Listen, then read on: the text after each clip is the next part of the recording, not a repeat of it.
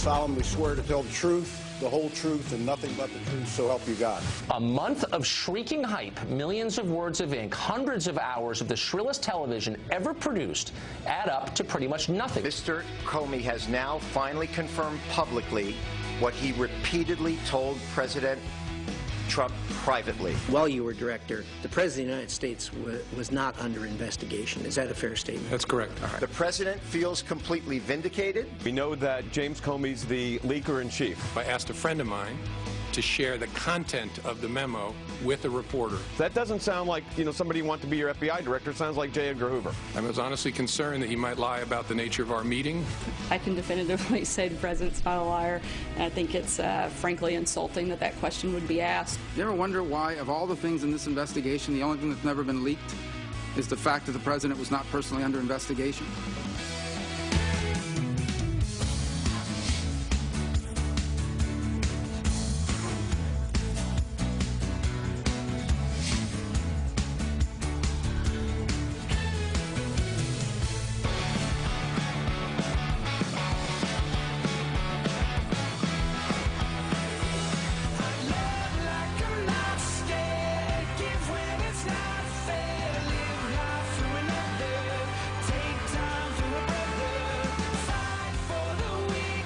The only thing missing from that shot is the actual band, King and Country. We have the music, the turf, and the stage. Indeed. 2 hours from now for King and Country, which is, of course, a British battle cry, is going to take the stage for our All-American Summer Concert Series, brought to you by, as you can see up in the corner, our friends at Keurig. Yum. One cup at a time, baby. That's right. Saving the world one cup at a time. Harris Faulkner, you are looking at what you're going to be having for lunch. That's not me, actually. Yeah, this is going to be your breakfast today. That's hotter than I am. That's barbecue sauce. Okay. Yeah, absolutely. Famous Dave's in the house, and welcome to the mezzanine level. Harris, turn around. There's the camera. We got a drone in here. Oh, my gosh, look at that. That's a drone. Ladies and gentlemen, look at this. Harris Faulkner, you're outnumbered today.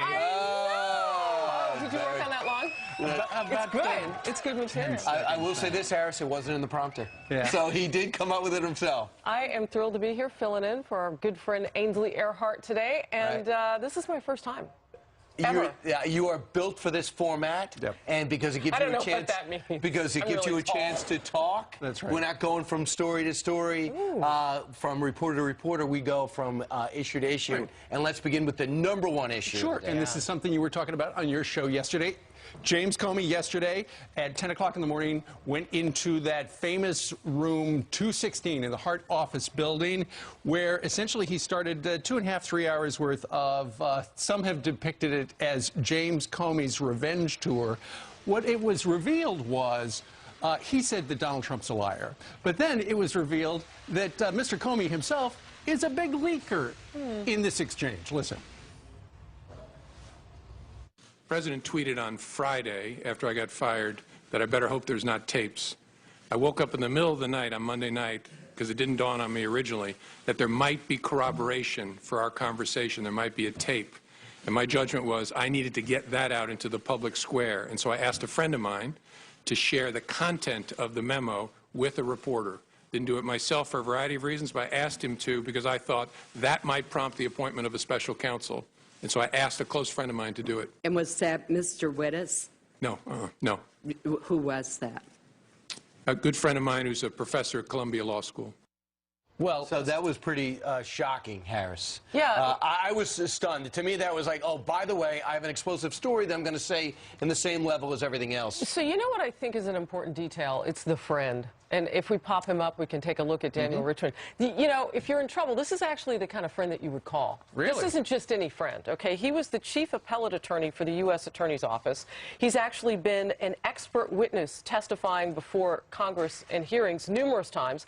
He's a consultant to the DOJ, not just a law professor. They worked together until 2013. He and Comey said they have a past professional relationship, but this is not just any friend. And he would have connections to the media. He would know how to get out a message. Sure. This is not like, hey, I'm going to phone a friend and you're going to help me win some money on a game show.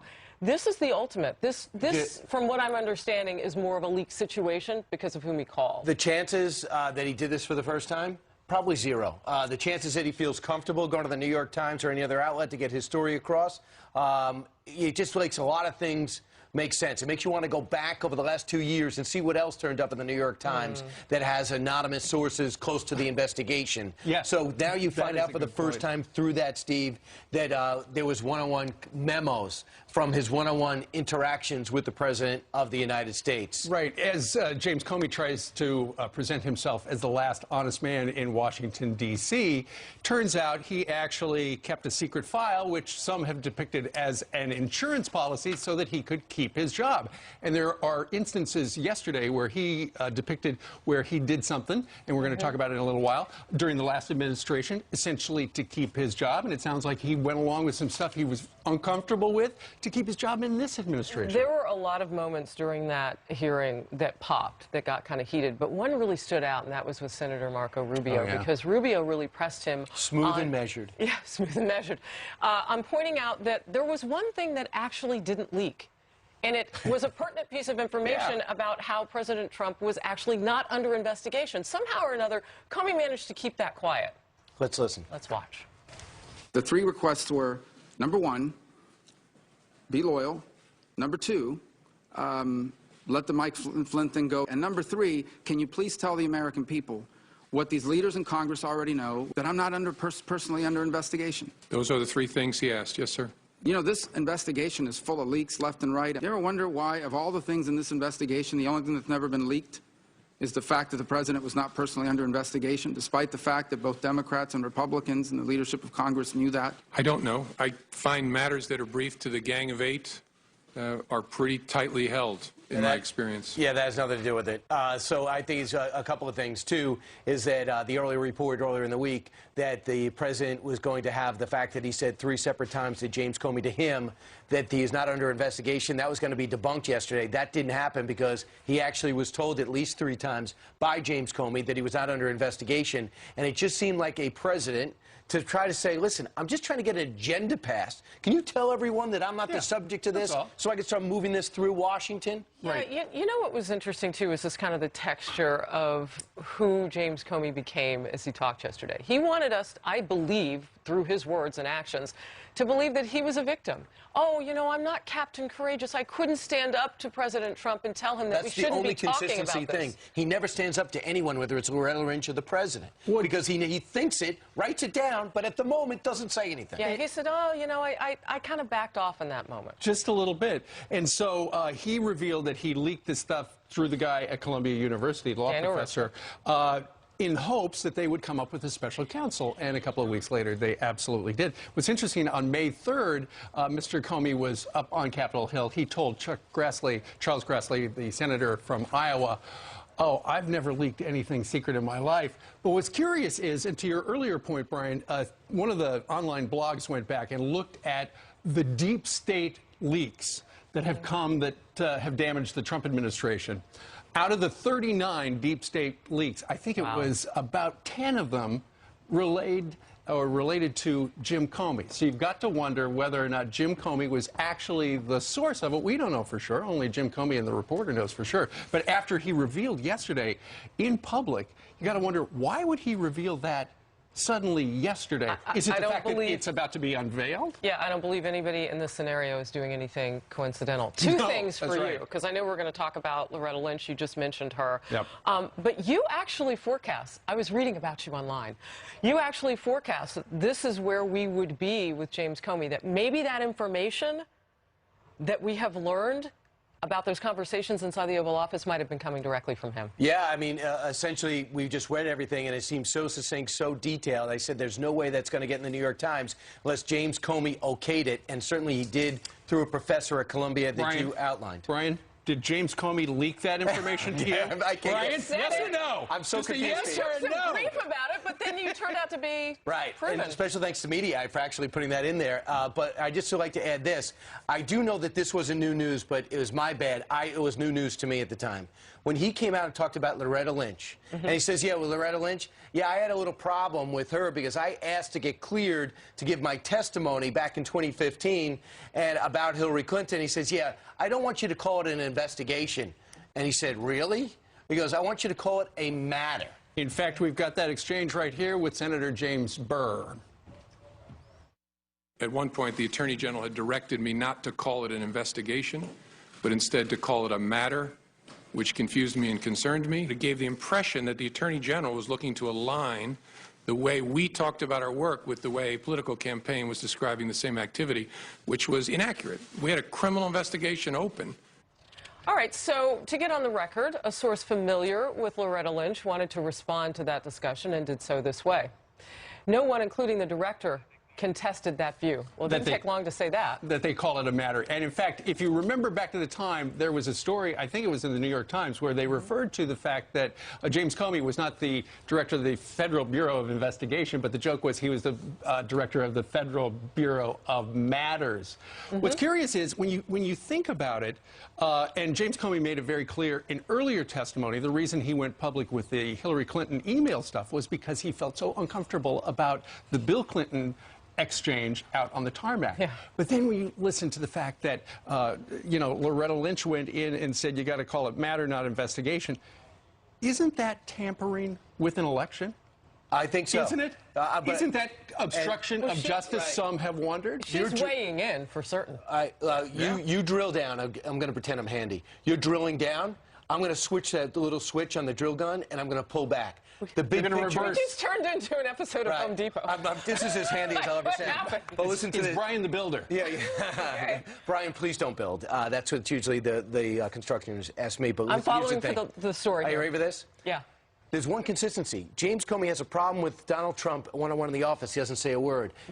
James Comey has a problem with using the word matter in a public setting. So she gets her whole team together and says, we're going to use the term matter, not investigate. James Comey didn't say a word. The only thing consistent is that James Comey doesn't say anything except he goes, Dear Diary, and writes it down afterwards. Where's the courage? Why did he do that? It looks like that was an insurance policy, which he leaked after he got fired because he didn't say anything to Loretta Lynch because he wanted to keep his job, didn't say anything to Donald Trump because apparently it wasn't against the law, and he wanted to keep his job. Well, and he's got a long history of handling things. Have you ever talked to Jillian? Ready. I haven't. Good morning. Good morning. Give us some news headlines. How are you? We have a lot of news to get to this morning, including a few Fox News alerts right now. So let's begin with this.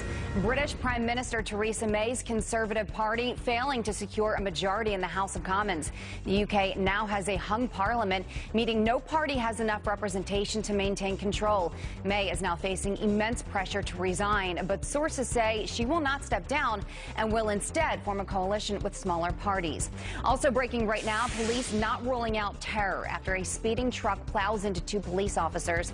The terrifying scene unfolding in D.C. Police say a white pickup truck mowed down a city worker and two cops on bicycles before smashing into an empty garbage truck. One of the officers fighting for their life at this hour. Both the driver and passenger are behind bars. So look at your headlines, guys. A lot of news breaking right now, so we'll keep you updated on both these stories. Yeah, that Marxist socialist does extremely well in Britain. Thanks a lot. Yeah. Go figure. Meanwhile, on this Friday, a brand new bombshell revealed on accused NSA leaker Reality Winner. She wanted to burn down the White House. Wow. Great. And instead of standing up to the president, we were just talking about this, James Comey decided to orchestrate a leak. Congressman Louis Gohmert from Texas weighs in. Stay close. Also a lawyer.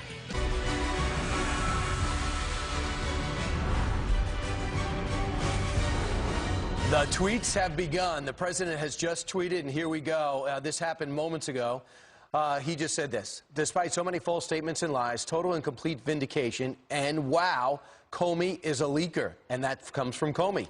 Here to weigh in is Texas Congressman and member of the House Freedom Caucus, Congressman Louis Gohmert. Your reaction to the president's tweet, Congressman? Well, it was an appropriate tweet, but I liked Ace of Spades' tweet yesterday. He said, Comey, Loretta Lynch told me to lie, and I didn't write that down, but I wrote down Trump stuff because I was afraid he might lie. I mean, the hypocrisy just knows no bounds. It's incredible. And for it to turn out that the guy that was head of the FBI while the Obama administration prosecuted more leakers than all the other administrations put together, and it turns out he was a leaker in chief. Right. It's pretty dramatic stuff that the head of the FBI, it really does appear he's been after Trump for a while now. I'd be very curious to see what other stories that we could find that are linked to the FBI director. After all, he admitted he went right to, used a surrogate to go right to the New York Times and not tell anybody else that he took memos. But Congressman, a couple other things. You believe that Republican leadership is letting the president down. In what respect? Well, we were supposed to be in session today, and, you know, that helps change the message back to what we're doing. We passed a great bill yesterday that's going to save community banking and quit the bailout of the big banks too big to fail. But Tuesday, apparently, our leadership changed the week's scheduling and said, let's go dark on Friday. Which means the emphasis will not be on what we're doing good in Washington. We're basically leaving the president to dangle. I'm very concerned we're not being supportive enough to get the message out. And here President Trump is, as Marco Rubio said, you know, as you were pointing out, you know, the only thing that didn't leak was the truth, that he was not under investigation. I have 30 seconds left. James Comey said he was intimidated being in the Oval Office one-on-one with the president. Oh my gosh. How come the Freedom Caucus wasn't intimidated when the president was basically yelling at them to pass health care? How come you guys weren't intimidated when you failed the first time? Well, the fact is, James Comey, that was another example of him not being honest and truthful. Thank God Trump fired him. He needed to go. The more we find out, the more we know. This guy needed to go. He was a problem. He had no problem with Loretta Lynch telling him to lie, misrepresent the truth. But, oh, my goodness, let's do what we can to hurt Trump. Congressman, I got to have you back because you have a Thank rich God legal he's gone. background. Yeah, you have a rich legal background. I want to go into that to see where we go from here. As a judge, Chief Justice, you bet he needed to go. All right, real quick, so do we. Could this green border wall be the best way to keep our borders safe? What do you think? I like it.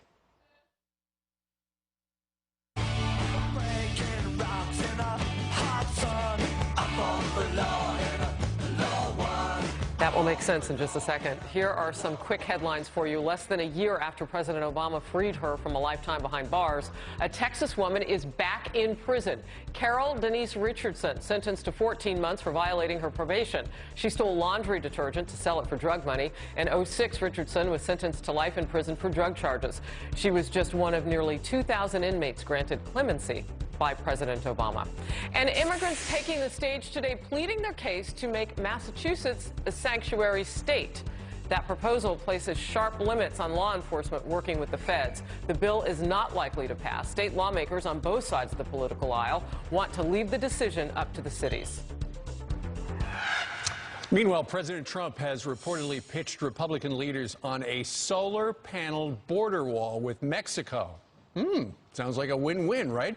Well, green energy and keeping our borders safe at the same time. Hard to go wrong with that. Bruce Blakeman is a principal with the Sustainable Technology, Inc. His company submitted a blueprint design for solar panels on the border wall, and he joins us live here in Studio F. Good morning, Chief. Hi, Steve.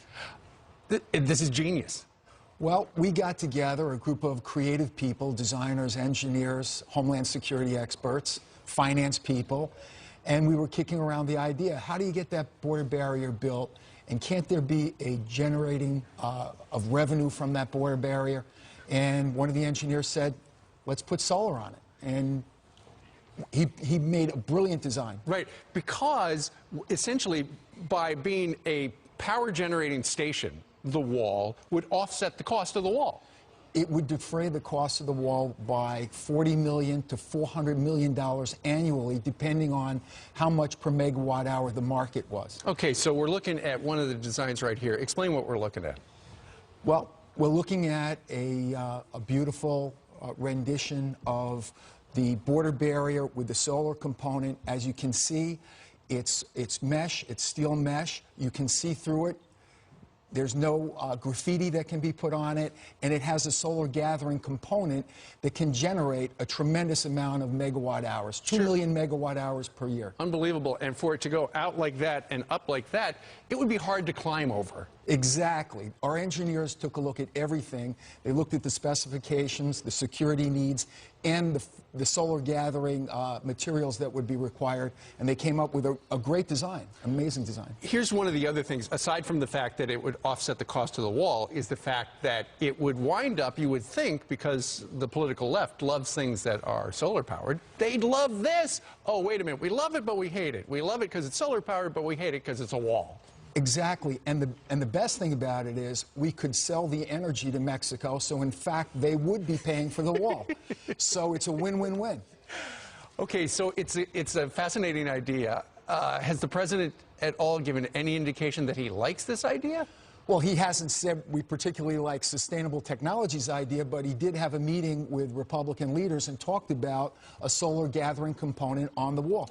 When you think of the southern border, I mean, it's the perfect place. You have sunlight there more than any place else in the United States. So it's the perfect place for a solar farm. This would, in effect, be a border barrier with a solar farm. And would it stretch from sea to shining sea, or would it just be a couple hundred miles here, a couple hundred miles there? We believe that if you take the critical hotspots where the crossings are occurring, basically, if you did 300 miles, you could cover 80% of those illegal crossings. If you did it in the micropolitan and the metropolitan areas such as Yuma, El Paso, Del Rio, and El Centro, and build out from the center of the border crossing 30 to 50 miles in each direction, east and west, you would eliminate 80% of the illegal crossings. The rest of the patrols could handle from land and air the rest of the monitoring. This is Infrastructure Week at the White House, where the president's been talking about fixing everything, where he's got all sorts of alliances between public entities and private entities.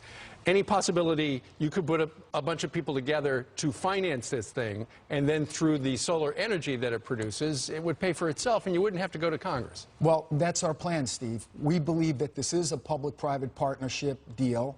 Basically, what would happen is we would enter into a contract with the federal authority to sell them the energy. They would then sell the energy to a grid, and the revenue derived from it would go to pay for the bonds that we would have to finance the border barrier by. Fascinating stuff. All right. Bruce Blakeman, thank you very much for joining us. Thank you, Steve. All right. Hey, what do you think about that? Email us, friends@foxnews.com. Good idea, right? All right, Mino, coming up on this Friday, let this video be a warning about texting while walking. Oh, my goodness, we're going to show you what happened next, other than the guy winds up in the basement. And if the president never asked James Comey to stop the Russia investigation, who started the conspiracy? Our next guest knows and says, look no further than the Clintons. The co-author of the hit book Shattered takes us inside the final days of the Hillary campaign. Did the president at any time ask you to stop the FBI investigation into Russian involvement in the 2016 U.S. elections? Not to my understanding, no. Did any individual working for this administration, including the Justice Department, ask you to stop the Russian investigation? No. I thought that was significant. Well, since the president never asked James Comey to stop the Russia investigation, where do the conspiracy theories start? According to a new book, look no further than the Clinton campaign. The authors of Shattered writes that strategy had been set within 24 hours of her concession speech. Mook and Podesta, her team, as you know, assembled her communications at the Brooklyn headquarters to engineer the case that the election was not entirely on the up and up. Already, Russian hacking was the centerpiece of their argument. Here now to discuss is co-author of Shattered, Inside Hillary Clinton's Doomed Campaign, Amy Parnes. Good morning to Amy. Good morning. Yesterday, when we were getting ready for the James Comey testimony, we were talking in our office about how, go back 7 months ago, and this was the spin on why she lost. Robbie Mook and John Podesta got together. Well, she lost. What's going to be our story? Russia. Let's put Russia. Let's push Russia. And the mainstream media followed it. And there we were yesterday with James Comey in the hot seat. Right away. In fact, she wanted that case out there. She wanted to make the case that it was all Russia and Jim Comey. And this was their strategy from the very beginning that they were going to push. And it's still something that you hear her talking about right now. She's not looking inward to blame herself or what she did on the campaign. And I think a lot of Democrats particularly want to hear about that because they want to know, how do we learn from this? But it was made up. Well, I don't know about made up, but it was definitely what they wanted to push, and it's something that you heard on calls the following day. There were a series of calls with donors, with surrogates, and that was something that they were pushing, particularly John Podesta on these calls. So it didn't surprise you, I imagine, judging by the research you did and what you put in the book, to see her out on the stump over the last 3 weeks saying, no doubt about it, I made mistakes, but that's not why I lost. Right. I lost because fill in the blanks. It wasn't because of deplorables, it was because Russia hacked the election. Right, and she's continued to talk about that. And like I said, a lot of people want to hear what else went wrong. And I think we talk a lot about that in this book, that there were problems with message and that they were over-reliant on data. And they didn't really have they didn't mix in the art with the science. And that was the problem. That was something that Bill Clinton flagged really You mean the on. facts? Right. By science, I think you mean facts. And I want to talk more about that whole idea of facts and evidence and all of that. I'm not going to ask you who you talked with, but I know you talked with just about everybody around Hillary Clinton. Was there ever a thought that, you know what, at some point we're going to probably have to show some evidence of collusion here? Anybody got any of that? Anybody? Right, and they've continued to make that point, but what they did is they failed to make that point during the campaign. They had an opportunity, particularly after one of the debates when they focused on Alicia Machado, instead of making the case that 17 intelligence agencies had in fact talked about collusion. So that was a problem. Sure. There were missed opportunities there. Right, but it's 7 months later, and even Mr. Comey yesterday said there's no, on his last day at the FBI, there was no evidence that there was collusion between the Russians and Trump. Well, I know, and he does make this point, and he says, it was definitely out there. I think he uses the word fuzz and says, I don't want to leave anything. There was no fuzz on it. Right. It was clear. Right, but the John Podesta emails that revealed the inner workings of the campaign certainly hurt. Now let's talk about the revelations about 2015. And Attorney General Loretta Lynch, who evidently meets on the tarmac by some happenstance, gets reported by a reporter with Bill Clinton. And then we find out yesterday that James Comey, or reaffirmed yesterday that James Comey said, I was told by Loretta Lynch, along with a whole group of people, don't call it an investigation. Watch. We were getting to a place where the Attorney General and I were both going to have to testify and talk publicly about it. And I wanted to know, was she going to authorize us to confirm we had an investigation? And she said, yes, but don't call it that, call it a matter. And I said, why would I do that? And she said, just call it a matter. It gave the impression that the Attorney General was looking to align the way we talked about our work with the way a political campaign was describing the same activity, which was inaccurate. Scrambling behind the scenes. How significant was that? That was pretty significant. It was a massive revelation, and I think it got a little bit buried in the broader Trump news yesterday. But I think it's quite a story, and I think there was a lot of consternation inside the campaign, particularly after that Lynch-Clinton moment on the tarmac. Even at the White House, Obama aides were kind of scratching their heads and going, "They're smarter than this." I don't know. It was a really bad moment for the campaign, I think. Yeah, what's interesting, too, is that even now, supporters of the campaign say that might have been one of like a tipping point. One of the biggest moments was when Bill Clinton and Loretta Lynch were on that plane on that tarmac. We still hear about that, actually, when my co-author and I have been on a book tour, and that's one of the biggest questions. Like, why didn't they see that was a problem? Right. And yesterday, Mr. Comey made it clear that he felt pressured by Donald Trump to do what he did, whereas when you look at that exchange between Loretta Lynch and James Comey, it looks like he felt pressure from her. It looks like she was trying to influence the campaign. And the one thing that a lot of people that I talked to yesterday, in fact, were saying, you can trust this guy because he obviously is he's telling the truth about both sides. One thing is consistent, he never speaks up. He goes in there and goes, "Dear Diary." Right. And little thought bubbles pop out, and he keeps it for a rainy day. It's fascinating. Yeah, I mean, you could tell that he didn't have an axe to grind yesterday. Amy, great to have you this morning to break that down. Thank you so much. I think he had an axe to grind. He wanted to get back at the president. He didn't like the way he was fired. I think that's pretty clear. Shattered. Read it. Jillian, give us the news. Good Friday morning to you guys, to you at home as well. We do have a lot of news to get to at this hour. The government contractor accused of leaking top-secret NSA documents also wanted to burn down the White House. Reality winner denied bail after pleading not guilty in federal court. A judge calling her a danger to the nation after prosecutors revealed handwritten notes about plans to join the Taliban. She also told her sister she'd play the, quote, pretty, white, and cute card to get out of trouble. Winner is charged for leaking a report about Russian interference in the presidential election to an online news outlet. Shocking video showing the moment a woman distracted by her cell phone tumbles down a sidewalk opening. Take a look at this video. You can see her looking at the phone, then tripping over the cellar door, plunging 6 feet down a flight of stairs. New Jersey firefighters rescuing her from a basement floor. She's now hospitalized in serious condition. A Marine is barred from walking at his high school commencement ceremony because he was wearing his military uniform. Jacob Stanley finished school in the fall and returned to Indiana to graduate with his class.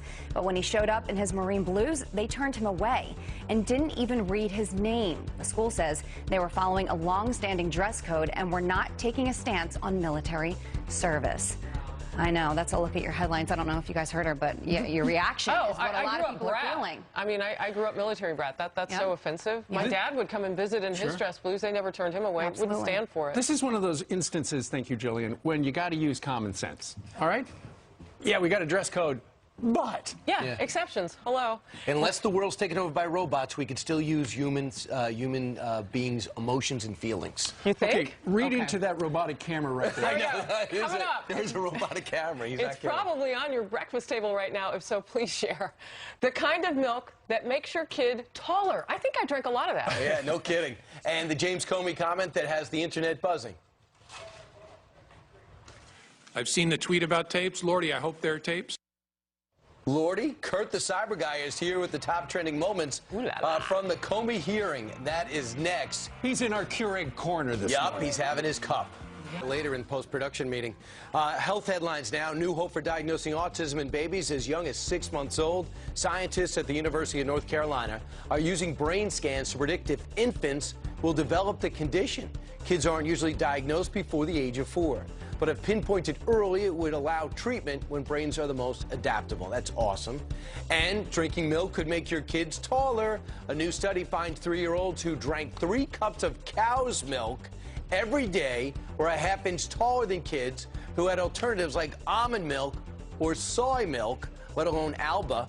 Researchers say it could be because cow's milk has more protein and fat.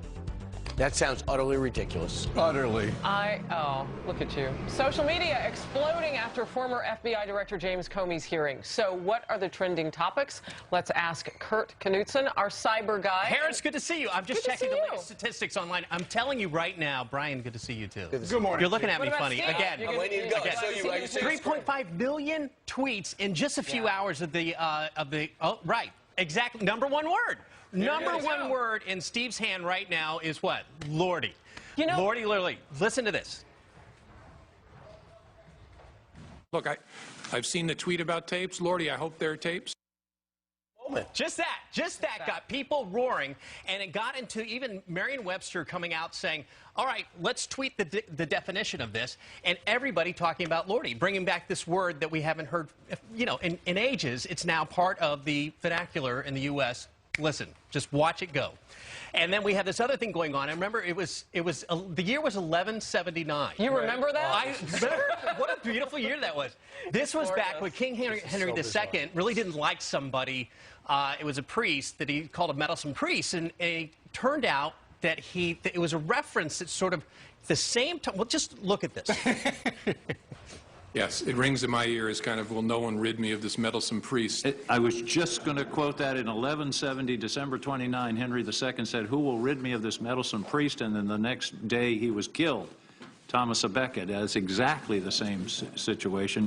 Most outrageous moments of the hearing. It was. I wondered for a second, like, did they choreograph that? Or Who was else that would know that? really? Let me get this straight. So the fell. number one thing was people looking up Lordy. Lordy. They didn't know that. It was the most tweeted word. But then you've got this. This is a lot just of that people have moment. a lot of free time on their hands. You know what don't it they? is? This is one of those engaging moments in America, in the world, in fact, where you just can't ignore it. No matter who you are, you just are engaged in this. But the thing is, with the references, as much fun as this is, the reference was Donald Trump had to be saying don't prosecute because in 1170, some king had a similar story. They quote back and forth to each other. I felt I should leave the room so these two could bond. 1170, that would have been Larry King. So you're talking about, you talk about how engaged people were. At one point, it was estimated that American productivity lost $3.3 billion as people were tuning in. Who makes that stuff up? It's possible.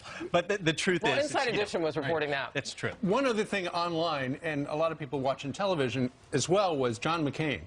His line of questioning had a lot of people saying, what is he talking about? Right after, here's the thing. Senator McCain, the most senior member, is there, and they wait to the last minute to put him on. And I think it was that delay that got him a little bit confused, or people thought what he was saying was confusing. That stirred it up. Here's the deal. We've all had a bad day. Yesterday wasn't his best, but boy, he came out swinging with a great statement afterward, just saying, hey, I stayed up last night watching the game too late. Yeah, he said, it's the last time I'm going to stay and watch the Diamondbacks play. He's a good man. He's a great man. All right. Kurt, thank you very much for joining us in our mezzanine level today. Good to see you. I hope I don't fall down. You won't. We've got a net. Don't worry about it. Coming up, it has become an iconic photo in the war against terror in Afghanistan. Now the Marine in this incredible image is receiving the Purple Heart. Why the honor matters more now than ever. And James Comey says the president did not ask him to end the Russia investigation, but what did the mainstream media report? Doesn't focus much attention on telling the truth. Trump is at the point where he has to say, I am not a liar, the other guy's a liar. This is still a horrendous day for this president. All right. Bree Payton is here next live to report from Studio F.